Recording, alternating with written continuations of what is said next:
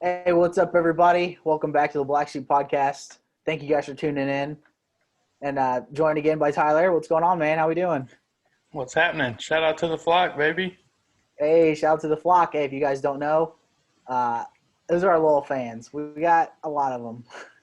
But hey, for although we got merch, I'll drop it in the link below on YouTube. If you haven't seen it, go check it out. We got a lot in there. Let the fans know what they're missing out on that merch store. We got just about everything you can ask for. We got masks, we got blankets, we got pillows, we got t-shirts, hoodies, long sleeve shirts, phone cases. We got about just anything you can get, really. Everything for the flock. Hey, if there's anything you guys want, definitely let us know. Reach out to us. If you're watching us on YouTube, make sure to hit that like button, hit that subscribe button. You don't want to miss a video when we upload. We're going to get a consistent schedule going. Right now, it's been kind of on and off with sports, but we'll get you guys going. We got a busy show today. We're going to go over the AFC and NFC North. So tune in, and let's get to it. Let's start off with the Bengals in the AFC North. All right, so the Bengals had a busy offseason. They actually spent some money this year. First, they drafted Burrow. They brought in Trey Waynes, DJ Reader, Mackenzie Alexander, Von Bell, guard Xavier Su'a-Filo. I don't know if I said that right, so don't match me on that one. But linebacker Josh Bynes and wide receiver T. Higgins. So what do you think for the Bengals this year? They only lost Tyler Eifert and Drake Kirkpatrick. So we're in Southwest Ohio. I've mentioned that before. We hear all of the Bengals hype. And when I say we hear it all, it's ridiculous. So they got Joe Burrow. So if we listen to Bengals fans, I mean, Super Bowl all day. At least Super Bowl. But no, seriously, I don't know. I think Burrow's going to be good. I don't think he's going to be what people expect year one. He's going to be your typical rookie. And I don't see this team winning more than 6 games. Burrow's going to have his ups and downs. So I see this is a 6-win team. I don't care what anybody tells me. And that's being generous. Well, that's pretty crazy of you to say. I got them going 12-4, winning the division. Burrow's going to be MVP, the next Patrick Mahomes. And then Bengals fans are going to turn off their Madden. And they're going to get right back into the real world. I see them winning 4 to 5 games, which would be good. That sounds like hate, but with a rookie quarterback, no preseason games, nothing like that, I can honestly say that would be impressive if Burrow got them 5 wins. Yeah, 4 wins as a rookie is really good, especially for a team that just drafted him 1 overall by winning 2 games the year before. And this is a tough division. I mean, the AFC North is one of the tougher divisions in football. There's 3 solid teams and then the Bengals. So, again, it's no knock. I don't want Bengals fans to think we're hating. We're making jokes out here, but, I mean, we're just being serious. Yeah, this is a 4 to 5 win team. They won 6 or 7. Burrow had an excellent rookie year. Absolutely. So next up, let's go. Who you got next? Go with the Browns. They also got some big-time additions. Got Jack Conklin, Austin Hooper, drafted Jedrick Wills, brought over Adrian Claiborne, Grant Delpit, who unfortunately tore his Achilles, Carl Joseph. They got a fullback, so hopefully they don't use Kareem Hunt as a fullback, Andy Janovich, and Andrew Sendejo. They lost, though, Joe Schobert, Eric Murray, Christian Kirksey, Demetrius Harris, Demarius Randall, Ricky Seals-Jones. So what is your expectations for the Browns this year? Will they finally put it all together? So I mentioned when we talked about the Bengals how tough this division is. I think this is the division that gets 3 teams in the playoffs, Browns being one of them. I see them topping out at like 10 wins, 10-6, 9-7 is my realistic expectation. Baker Mayfield, I don't expect him to struggle like he did last year. This situation is tailor-made for him to succeed. If Stefanski can get even close to what Baker did rookie year, this is again, 9-10 win team easy. Yeah, like you said, it is a tough division, and based on what I'll talk about next with this next team, I just see the Browns being a 6-7 win team. I just don't see them putting it all together, and I am really high on a certain team in this division. So If they If do, I would say their upside is 10, 11 wins if they do put it all together and that defense steps up. if this team wins 6 games, Baker Mayfield's gone. It's year 3, and I mean, again, 6 wins with the talent on this team. Something failed, and you can only blame the coach so many times. You don't think So that Baker they'll might be give him a saying, break since he's got so many coaches? I think he's had a new coach every year. yeah, but I mean, eventually you have to. Something's got to give. This Stefanski's supposed to be the guy. He's bringing in a system that's supposed to be conducive to what Baker Mayfield can do. He's got 2 excellent receivers and Odell and Jarvis, as well as good complementary receivers. And then his tight end group is loaded. You got Hooper and Joku, and they just drafted somebody. I forget his name. But, I mean, this team is tailor-made to succeed. And, yeah, you have to blame Baker at some point. They just got to stick to running the ball. I think their best chance of winning is running the rock, controlling time of possession with that defense that I just don't trust yet with all the injuries they have. Yeah, Kareem Hunt, I mean, he's going to have a full year. Him and Chubb could be pretty good together. Yep, so let's go on to my favorite team in the division, the Pittsburgh Steelers. They brought over Eric Ebron, Derek Watt, Chris Wormley from the Ravens, Stephon Wisniewski from the Chiefs, and they drafted my man, wide receiver Chase Claypool from Notre Dame. They did lose Ramon Foster, Javon Hargrave, Nick Van Nett, Tyler Matakevich, Artie Burns, and Anthony Chickillo. But I don't want to go too far out on a limb here because I don't know how Ben's going to do.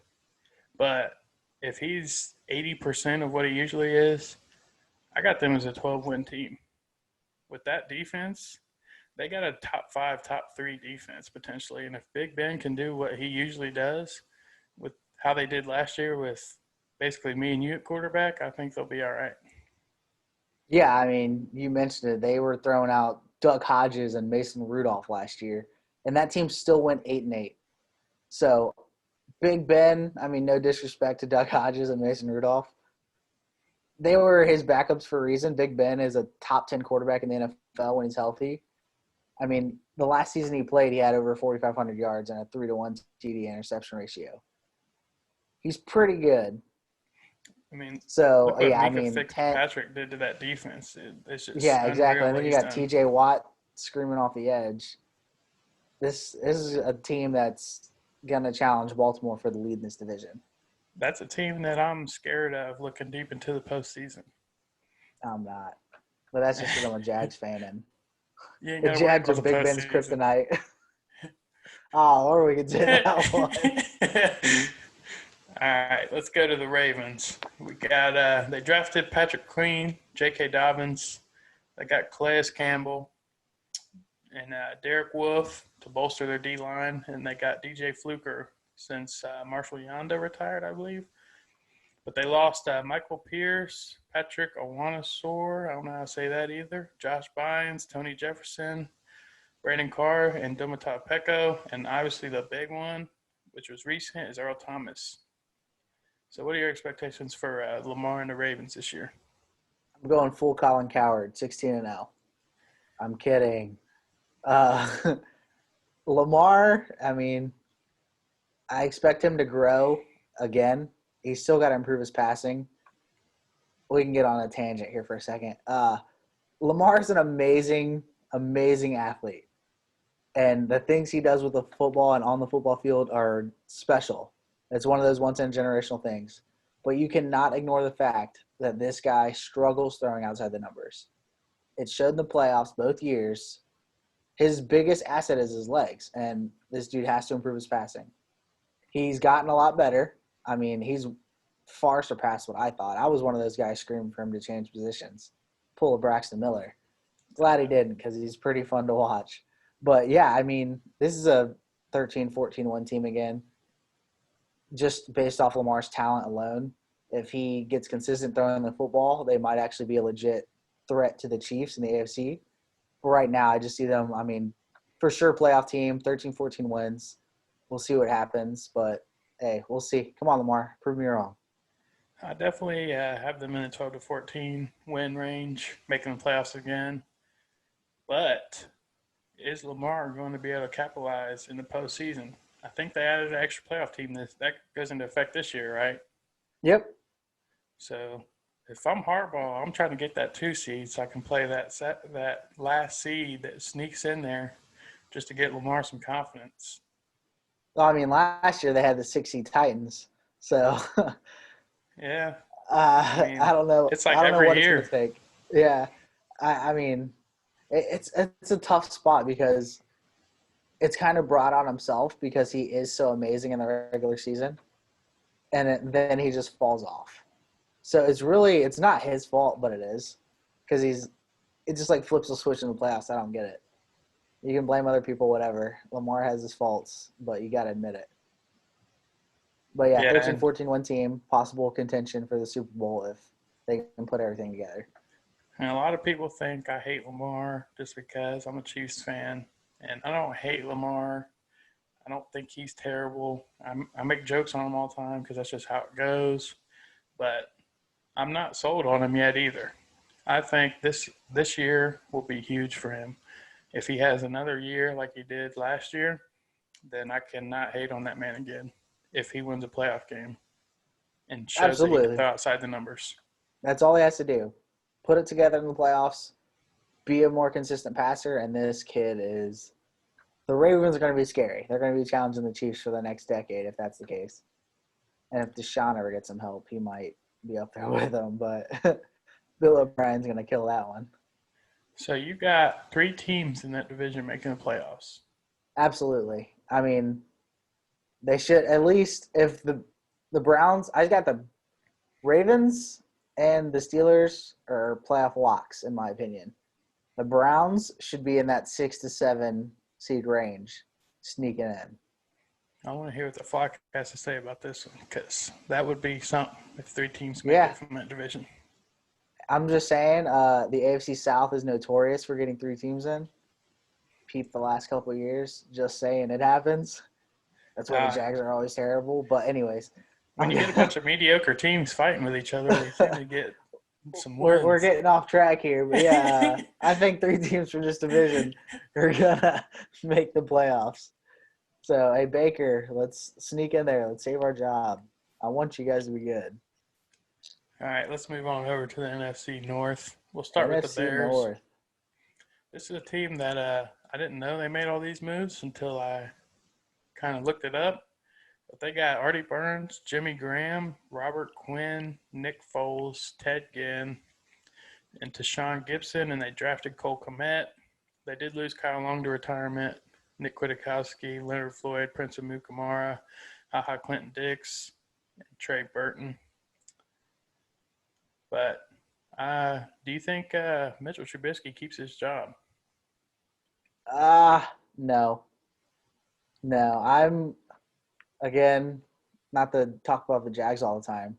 I saw the Nick Foles effect, and he is really good at rallying the team around him and making people believe in him.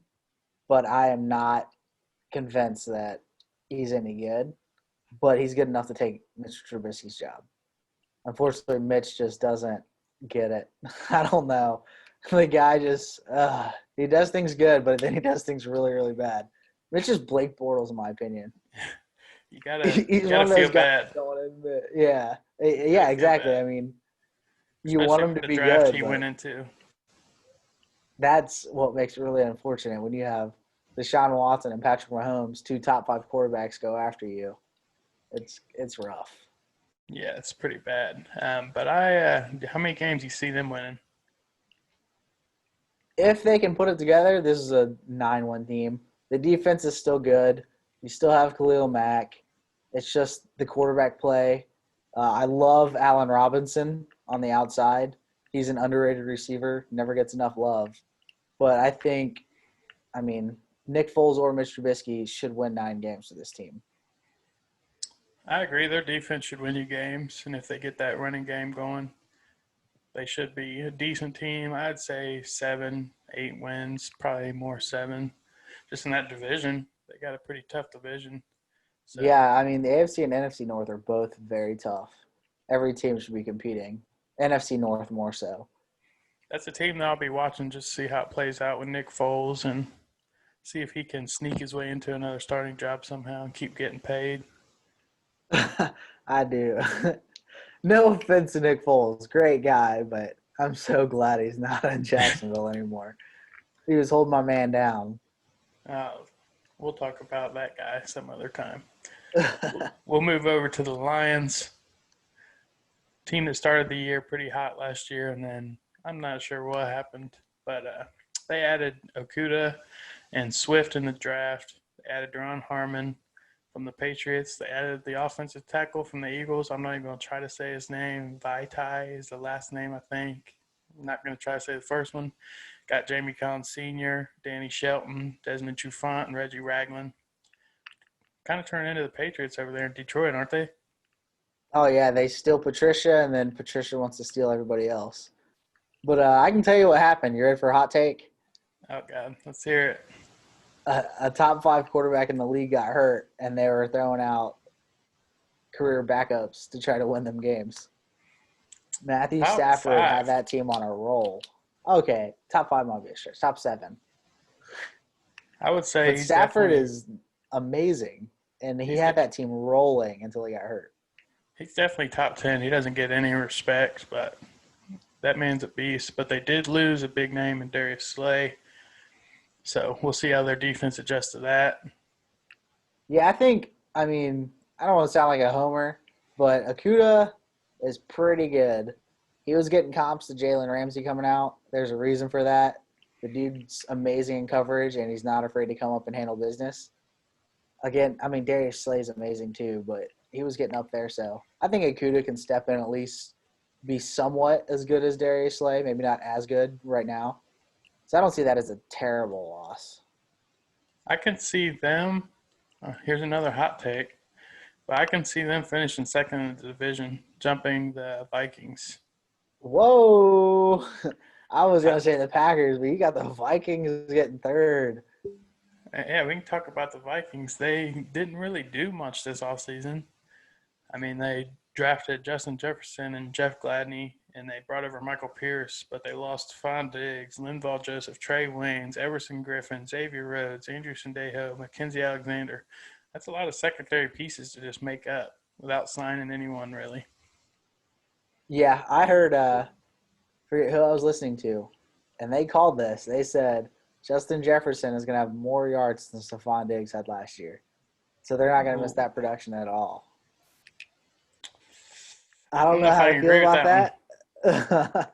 Justin Jefferson is like he's a bona fide slot. I mean, this dude can run routes with the best of them. He's not going to drop passes. His issue was, I think he ran a little bit slow at the combine. He ran like a 4.6, which was kind of expected, but still. So it'll be interesting to see how he's used. And I mean, Adam Thielen. He's a true number one. So I don't think Kirk has to worry about that. I think What's it your rides on what Dalvin Cook can do. what's your thoughts on Kirk? I think Kirk gets a lot of unwarranted hate. He's better than most people give him credit for.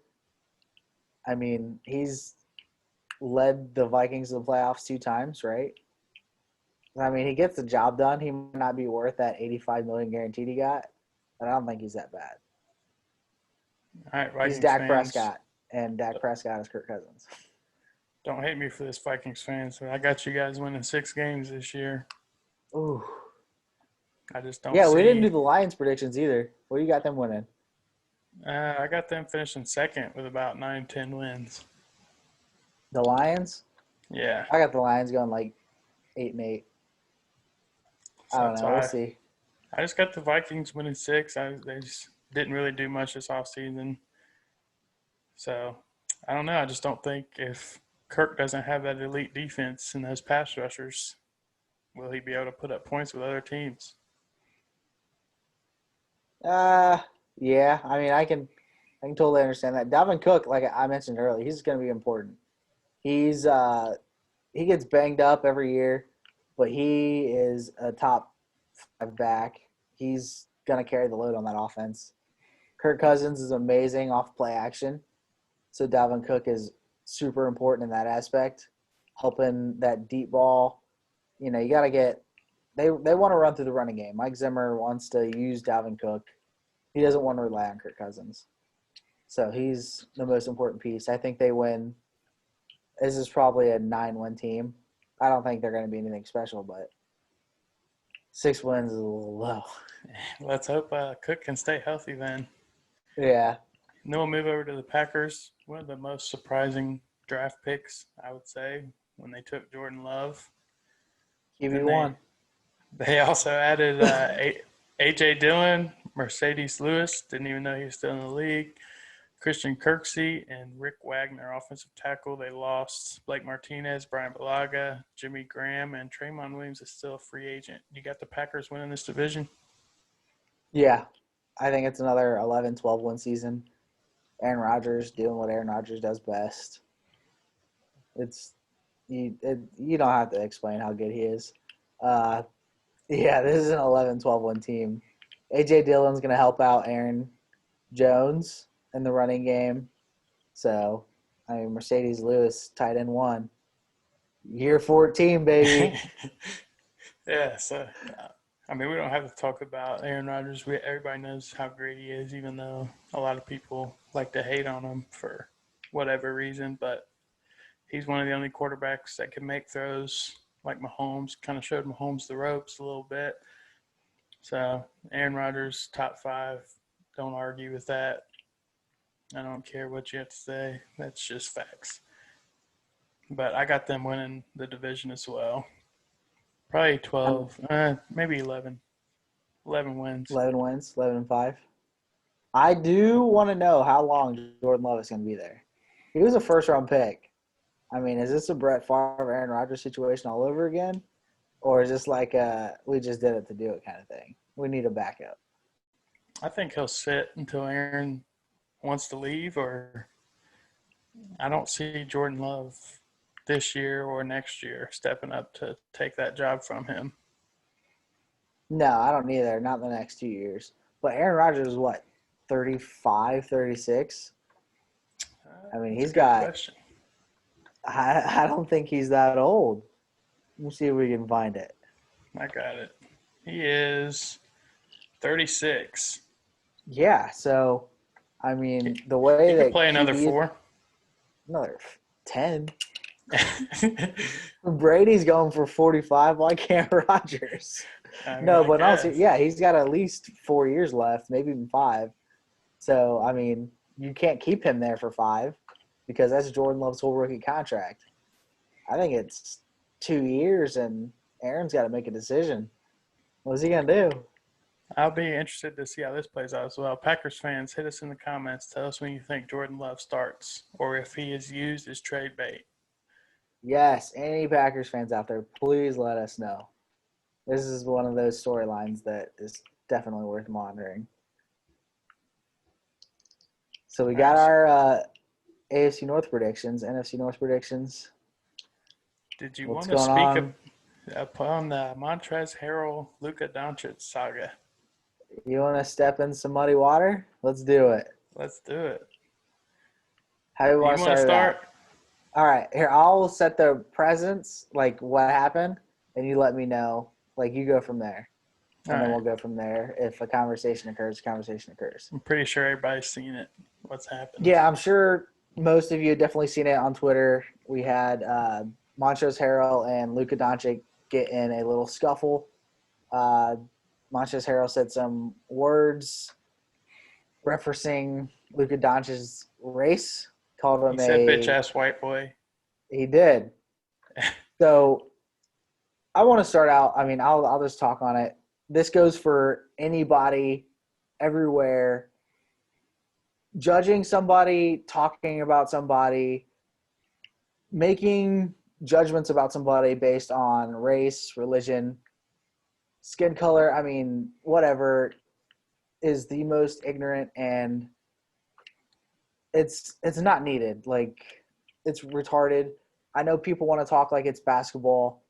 Like, if we really want to get change, we got to be consistent, right? I mean, people were saying if he called him a If you would have called him a black boy on that court, it would have been fine. Like, no, it's not. And it shouldn't be. That should not be a thing. We have to be consistent in our messaging. Stop talking about people's race and stop judging them as such. It's ignorant. It's 2020. Come on. Yeah, I'll add to that. I'll say Twitter, there was a lot of people that were kind of on the fence both ways. But I know he apologized the next game before pregame. But Yes.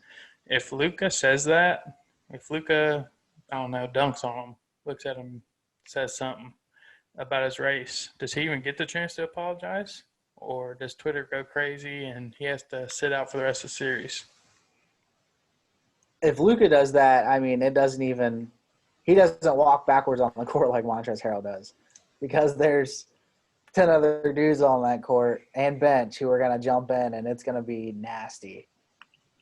So it's so hard to talk about it because I don't know. There's something there. I just hate to see when you watch a game, everything going on in the world already as it is, which we aren't going to discuss right now, but with everything going on in the world, and then you got Black Lives Matter on the court, you got all the equality and everything like that on the back of people's jerseys. I know basketball, I played basketball. I know the trash talk gets intense and you kind of lose yourself, but you see that on everybody's jersey. You see the court you walk on every day. You know what's going on in the world. So it's nasty, really, to bring up somebody's race in these times, especially with everything going on in the basketball world. Yeah, and this we're keeping it in sports, especially right now. Like you said, we don't want to veer too far off the topic, but it goes beyond basketball. We want equality. We want real equality. We don't want to judge people based off things they cannot control. We want to judge people based off their individuality, how they act. We're not grouping people together. And this is one of those instances. If you want equality, you got to be consistent in your messaging. Stop judging others. Don't get judged. We'll figure it out. Come on. Hopefully. Be better. Yes. Hopefully we will figure this out together. Yeah. Let's all be nicer to each other. It's really not that hard. It's not. It's really not. Once again, thanks everybody for tuning in. Like you said, we have merch now.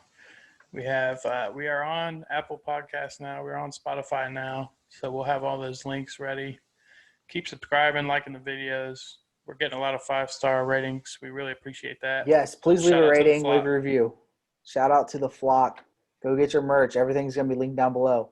Hit that like and subscribe button. Thank you, guys. See you next week.